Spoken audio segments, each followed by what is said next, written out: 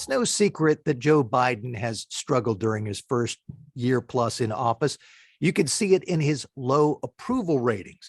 Well, our next guest asked recently in a Washington Post column, can a White House intellectual save Biden's presidency? The author of that column is Tevi Troy. He is a presidential historian and senior fellow at the Bipartisan Policy Center. Thanks for joining us. Thanks for having me, Mitch. Always appreciate your work. Well, we appreciate you sharing your insights with us. Before we get into President Biden and the possibility that an in-house intellectual might save him and his presidency, first of all, tell us what you mean when you're talking about a White House intellectual. Yeah, it's a great question. And obviously, there's lots of smart people who have good educations who work in the White House. But what I'm talking about is a very specific phenomenon, one that I highlight in my first book, Intellectuals in the American Presidency, of people who are brought into the White House to serve as intellectuals, meaning the president's intellectual advisor, reach out to the intellectual community, shape what the president's ideas are, distill them into something that's understandable, and represent that position or that perspective within the White House staff and also to the broader world. People I'm talking about, for example, include, let's say, Arthur Schlesinger, who famously served in the Kennedy White House as a famous historian, and then later wrote a book on Kennedy. And then also Pat Moynihan served in the Nixon White House, even though he was a Democrat, and then later became a senator. And this is not a completely academic exercise. You note in the column that President Biden in a recent news conference said he would be more open to connecting with people of that sort. Yeah, in fact, that's what prompted the column, which is Biden saying he wanted to reach out more to academics and historians. And you could do that. It could be a good idea, but it's also dangerous. One of the things that I point out in the column is that Biden has had an outside intellectual in the form of John Meacham. But John Meacham appears to have steered Biden wrong in at least two circumstances. Number one is he collected this group of historians who at the very beginning of the administration told Biden he has the opportunity to be LBJ or FDR. Both of those presidents significantly changed the country, but they had big congressional majorities. Biden, as you know, has a very narrow congressional majority, and it's really not appropriate to be thinking LBJ or FDR style change with that kind of narrow majority. The second thing, and this is more recent, is Meacham supposedly wrote those words that I think are quite offensive, where he compared anyone who opposed Biden to Bull Connor and Jefferson Davis, whereas people who are on Biden's side were Abraham Lincoln and Martin Luther King. That was a very offensive and I think wrong-headed comparison, did not serve Biden well.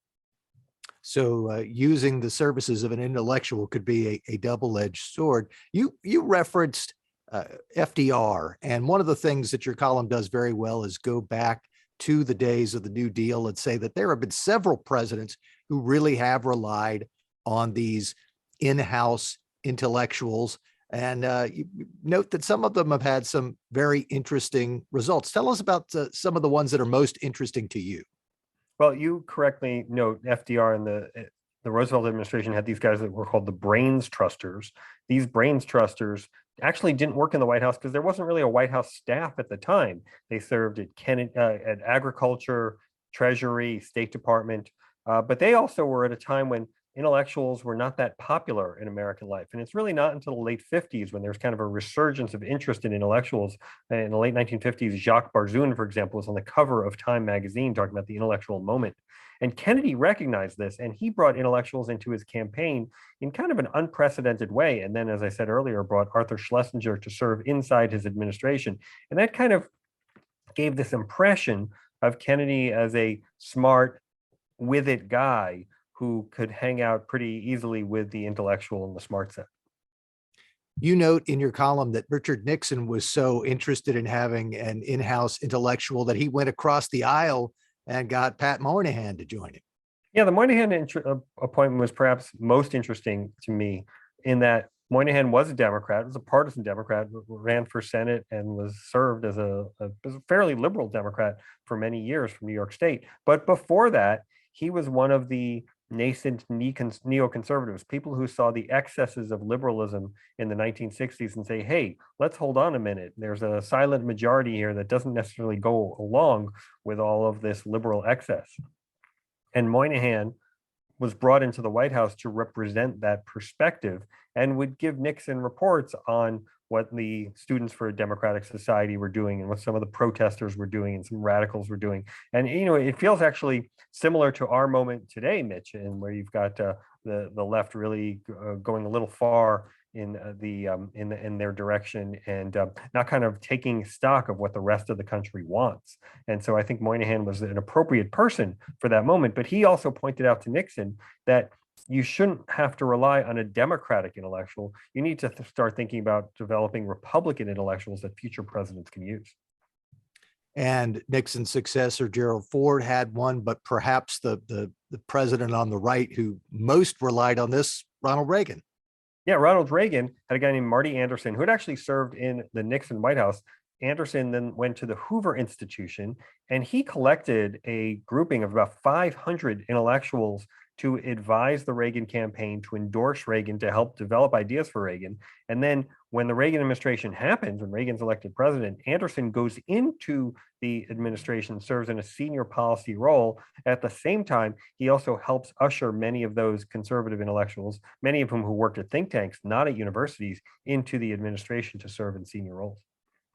You also point out a couple of presidents who have gone out of their way not to have an in-house White House intellectual, and perhaps meant bad news for them. You mentioned specifically Jimmy Carter and George H.W. Bush. Yeah, I think George H.W. Bush is perhaps the most instructive here. When his transition was taking place, meaning the transition from Reagan to Bush, one of his transition officials told the Washington Post, "Our people don't have ideologies, they have mortgages." And that was kind of a slap at the conservatism of the Reagan folks and the fact that they were coming from this academic or think tank world. And I think it hurt Bush because when Bush violated his no new taxes pledge, and then he's running for president a few years later, or running for re-election, the conservatives weren't really with him. And there was a major challenge from Pat Buchanan, who kind of took up the conservative flame.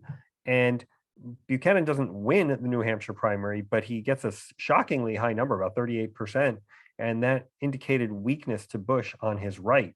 And Bush really didn't cultivate the conservatives in a way that would have allowed him to win the 1992 re-election campaign. So based on what you know about the history of these White House intellectuals and what you've already described about how an intellectual has affected Joe Biden's White House to date, what would be the lessons of history that you think the Biden White House should take from all of this? Yeah, it's a great question, because what I call for in the piece is that Biden try and find an intellectual who represents the perspective that he campaigned on, which was a moderate, pragmatic guy who wanted to bring America together, who wanted to lower some of the tension, who didn't want to be a liberal or leftist rabble rouser, which it seems like Meacham is recommended that he do, but kind of take down the temperature and recognize that there are Americans of good faith on both sides of the aisle. And if you could find an intellectual like that and bring him in-house, that could harken back to this model of a Moynihan, for example, or an Anderson, who recognized what the president campaigned on and tried to distill that, as opposed to trying to drag the president in a direction that he wasn't campaigning on and didn't sell to the American people. Well, the column once again is "Can a White House Intellectual Save Biden's Presidency?" Appeared in the Washington Post, now on your website, which is tevitroy.org. Do I have that correct? You do, and you're one of the faithful readers of the website, so thank you. And while we have you, there's going to be an interesting event coming up next week. Tell us about the Bipartisan Policy Center's conference on the topic of the 21st century presidency. Yeah, thanks, Mitch. On Tuesday, I am going to be hosting a conference at the Bipartisan Policy Center, but it's virtual. You can tune in, and I know, Mitch, you'll share the link with everybody. But this conference is going to look at the question of what the presidency has become in the 21st century. There are 4 men who have held the presidency in this century, and each of them has expanded the ambit of the presidency in notable ways that in toto really make a significant shift in what the presidency is. So much so that I argue that the presidency that Bill Clinton left at the end of 2000 is very different than the presidency that Biden now inhabits. It's a much bigger office with a lot more power and a lot more expectations on it. Not always a good thing, but that's what we're facing with now in the 21st century. That's coming up on Tuesday. We will put the description or a link to the conference in the description of this interview. Tevi Troy is a presidential historian and senior fellow at the Bipartisan Policy Center. Thanks so much for joining us. Thanks so much, Mitch. I hope everybody has a great weekend.